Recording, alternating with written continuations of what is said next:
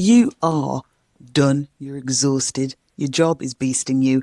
And there were so many of you in my comments that said, I cannot leave my job. And this video is for you, if you're a Gen X woman. And let me tell you now, anyone who says, oh, you're failing, you can't sort your life out. Wrong. You are not weak. And I think the fact that you have decided that you have to stay is an awakening.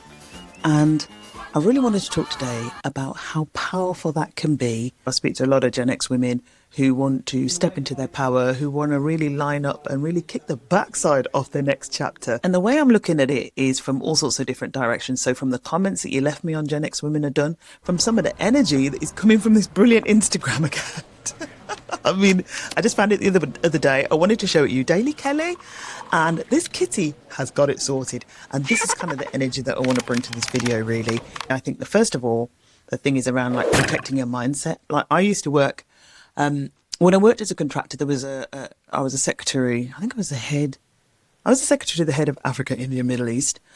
And there were a bunch of other secretaries doing a whole bunch of other jobs, looking after other execs. And they would get a lot of reports, meetings with minutes, all that sort of stuff, right?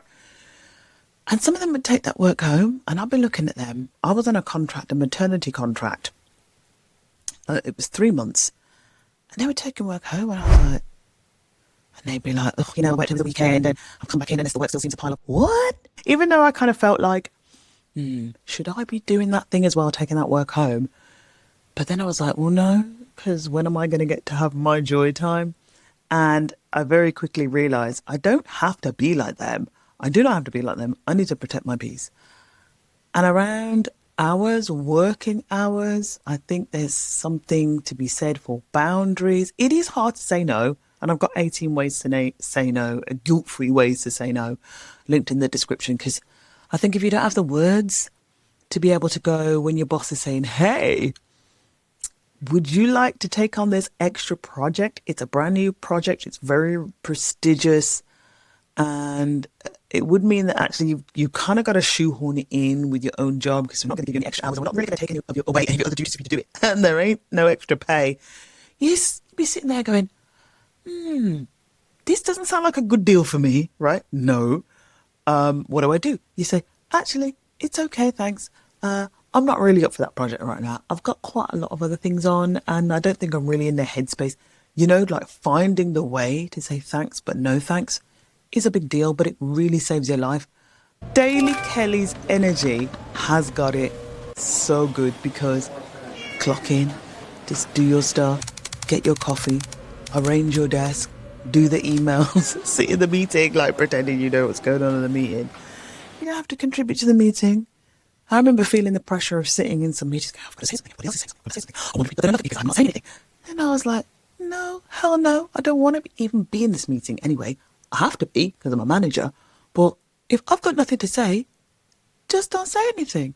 So I started to pull back in those meetings at the time when I knew and when I felt that the whole process, the whole industry of academia, and then particularly that job was causing me stress. I was like, actually, no, I do not need to be involved in this. I will be involved in this. I'll be present. I'll be present in body.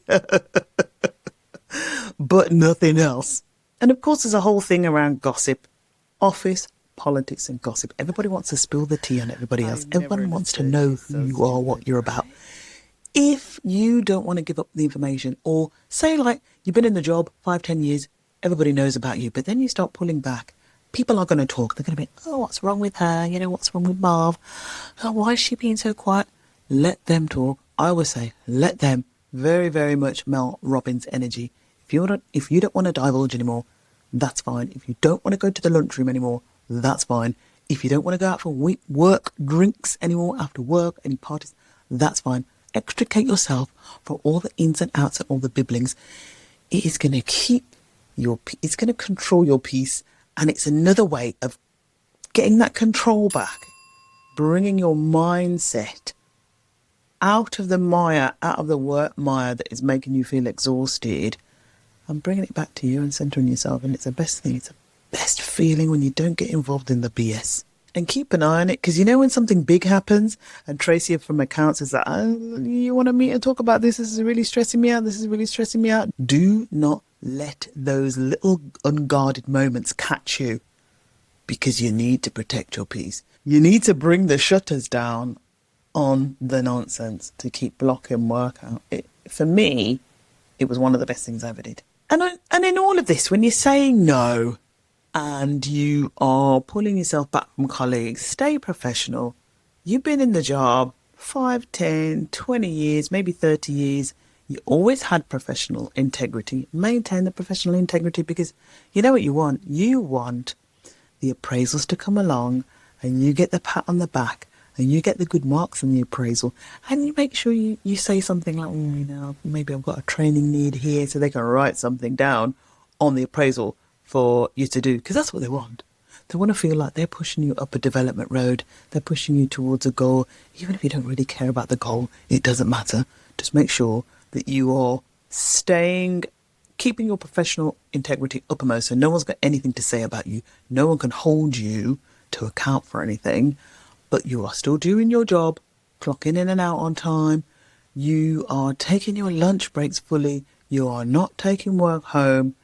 You are smiling to everybody, but you have boundaries set.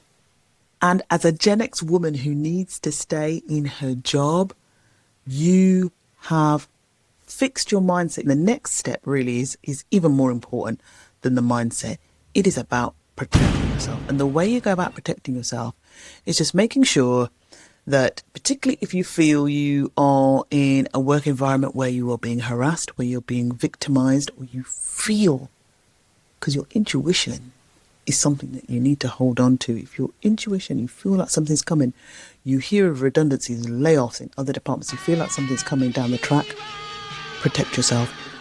Document everything that's happening. Document everything that you feel is making you feel uncomfortable. If only for the fact that you can look back at that and go, I was not going mad. But for me, if you're in a union, if you need to present any facts, dates, times to HR, you have them. So make sure that somehow you are downloading it to a drive that you can access from home, so that you have copies of documentation, because the minute they want to exit you, they shut down everything straight away. And I saw something on YouTube or TikTok where a girl said she was in the meeting being told that she was being laid off. And by the time she'd finished the call, she was locked out of every single Google Drive, the email, everything, all of the shared drives of her work. But then also think about the great things. All of the emails of praise, go back, make them a PDF, save them. Again, save them somewhere, because you're going to need them, particularly when you're updating your CV or LinkedIn. Keep a track of what's going on in the industry, particularly if you are feeling like, I like this industry, I want to stay in this industry, I want to go into a job maybe adjacent. Keep your powder dry, update your CV, update your LinkedIn, and start secretly job hunting. No one else needs to know. And the other thing that I think is really important as a Gen X woman, if you know you've got to stay in the job, but you are struggling in the toxic job, this next point is really going to keep you afloat. And it's always about the bigger picture. Think of the reason why you were hanging on in there for the next 6 weeks, the next 6 months, the next 6 years, however long it is, the bigger picture. What do you want? Because I always feel like everything happens for a reason, and there are seasons. Okay, so this might just be a season that you're in. The season will change, and it can change if you want it to change. And I always remember realizing that when I was in the academic job that I came to thinking it was my retirement plan, when I realized that it was never going to be my retirement plan, and that that dream was over, and I had to find a new way of working, maybe another career change on top of the 6 I already had. I had to start thinking about what that was. And I took my mind back to 2021 when I was thinking about coaching and should I retrain and how do I go about doing that. then do I take out a loan to retrain, or do I use some of my savings to pay for a course? What course is that? All that stuff. I was thinking about that stuff. So think about that. Where do you want to be when you leave? How much money do you need? Do you need to be starting that freedom fund, that Phoenix fund? Don't forget my Gen X warrior woman revamp roadmap that asks you those questions. What do you want? Where do you want to be? Side hustles, all that stuff. I've done a video on that as well. Where does money come into it? How much money do you need to pay for the bills for how many months? When can you quit? Like, chart the new you. Who do you want to be out there?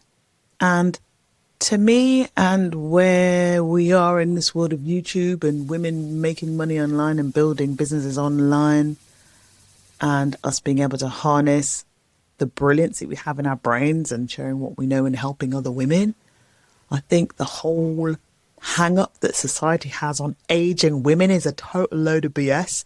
You've got skills, you've got experience, you've got responsibilities, and don't let anything stop you.